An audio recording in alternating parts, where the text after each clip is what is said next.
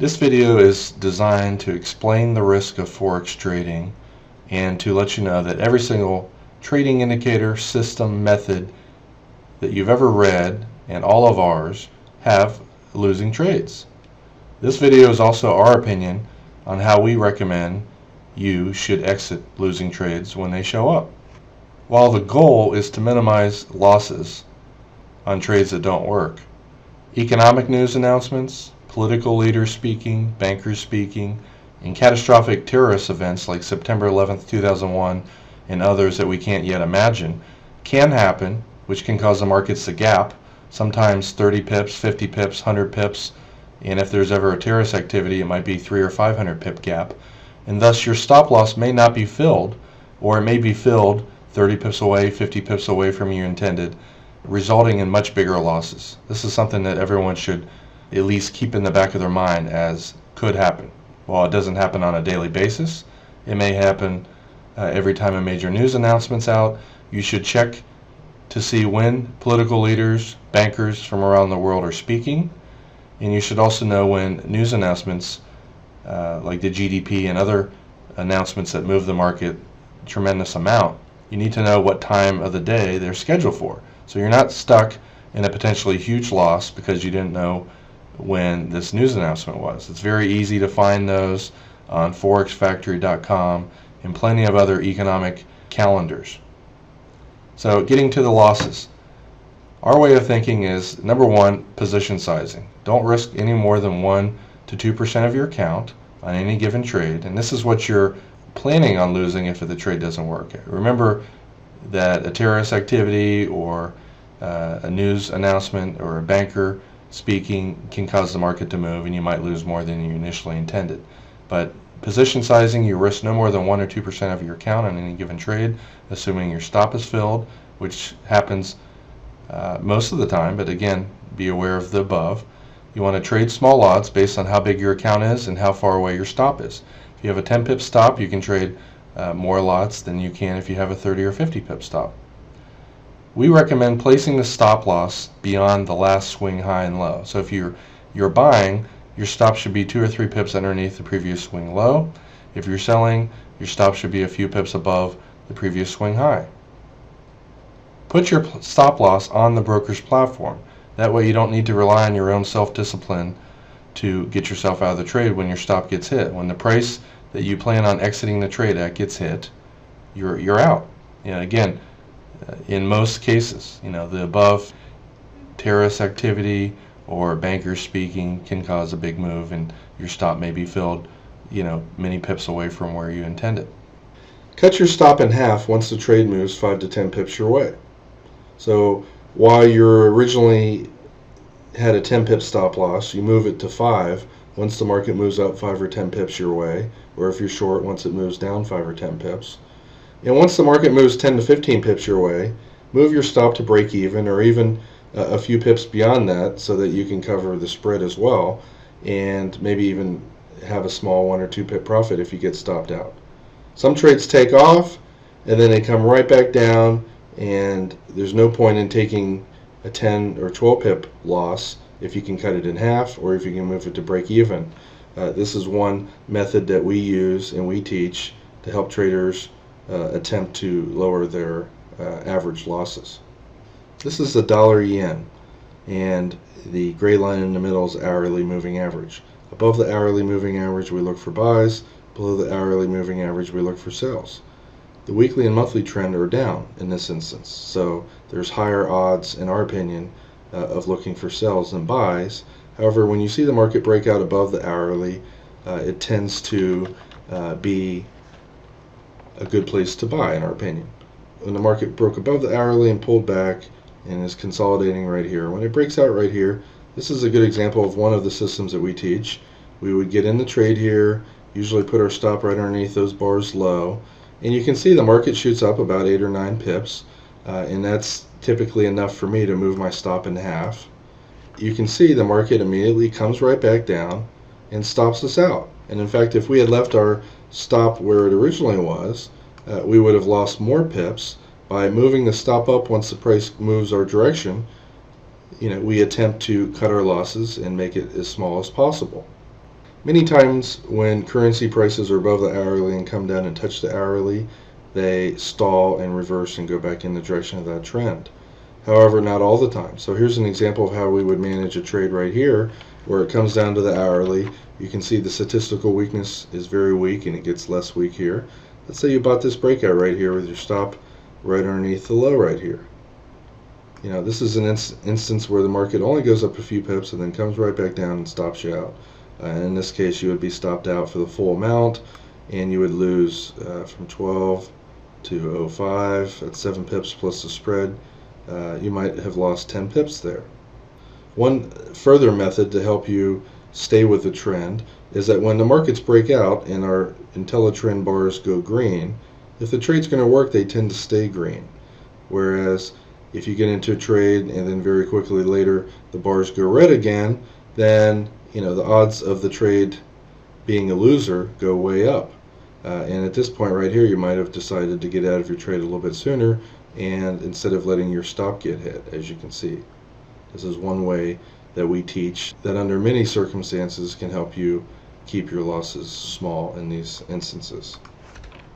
On trending days, many traders don't have much trouble finding trades and trading. On days where the market's very choppy, goes up, goes down, goes up, goes down, goes up, goes down, goes up, goes down, it's nearly impossible for anybody, even the world's best traders, to make money in a currency. If you see a currency go up and you look to buy that pullback and it goes up a little bit and comes slamming down in your face, obviously you're going to have a losing trade. Here's one of those instances. Now, while we normally look for buys above the hourly and the price is underneath the hourly, let's say you decided you wanted, after the market went up here and pulled back, that you think it's going to continue up to the hourly, which it frequently does. And you were to wait to buy this breakout here because it breaks out of this sideways 30-minute range. The bar is dark green. So as you can see, this market goes up a little bit, comes back down, the bar is red. And again, most of the time when the bars turn from green to red, usually a couple bars after that stay red. And so if your stop's down here, there's no point in losing 10, 12, 15 pips if you can lose 5 or 6 by getting out immediately when the trade doesn't work. Let's say you bought the breakout of this sideways flag pattern right here. Well, it goes up and then it comes back down, it goes back up again, and it doesn't make a higher high than this. That's the first sign that the trade's less likely to work. And then right here, the bar goes red. And so if you were to move your stop up to break even on this trade, or even exit this trade right here and try to lock in 3 or 4 pips, that's better than a loss. Which you can see, if your stop was down here, you might have just got stopped out and had an unnecessary loss, or had a bigger loss than by simply moving your stops when the currency starts to move your way a little bit. Our upper white containment bands, in our opinion, are based on the last 20 days maximum volatility, and usually when the price goes to this level, and sometimes it goes beyond it, price can reverse. And so what we do is we look for the price to run out of momentum, and then we look to sell up here. But anytime you do a counter trend trade, it's obviously less likely to work, in our opinion, than a trend trade. And as soon as the price moves down a little bit, you might want to move your stop down, cut it in half, or put it at break even. And in some cases, price doesn't immediately go your way. In this case, it takes 8, 9, 10 hours later before it starts to fall, and you get stopped out right here. Your number one job is to do whatever you can to try to eliminate or minimize any losing trades. And so some cases you move your stop to break even and then you get stopped out, and then the market falls 25 pips while you're not in the trade. We do have some methods for re-entering those trades. Many of our new traders find it very hard once stopped out with a break even, small loss, or even their full 10 or 12 pip loss. They find it very difficult to just jump right back in the market because they have a fear of losing again. And it certainly can happen. You could have 2 or 3 losing trades in a row, but many systems require you to tighten your stop so that you try to protect as much capital as you can and try to minimize your losses. In some cases, you get stopped out at break even or at your full loss amount, and then the trade goes on without you later. Here's another one of our examples of our trading system. The upper white band is a likely, in our opinion, reversal area, and our trading zones are likely sell areas, especially when they're above the band. However, what often happens in very strong currency momentum is, let's say you got short here around 0220 with your stop right above the bar's high as it started to go back down. As it starts to move back down, you move your stop in half so you lose less. And then, as you can see, the price comes up and it stops you out.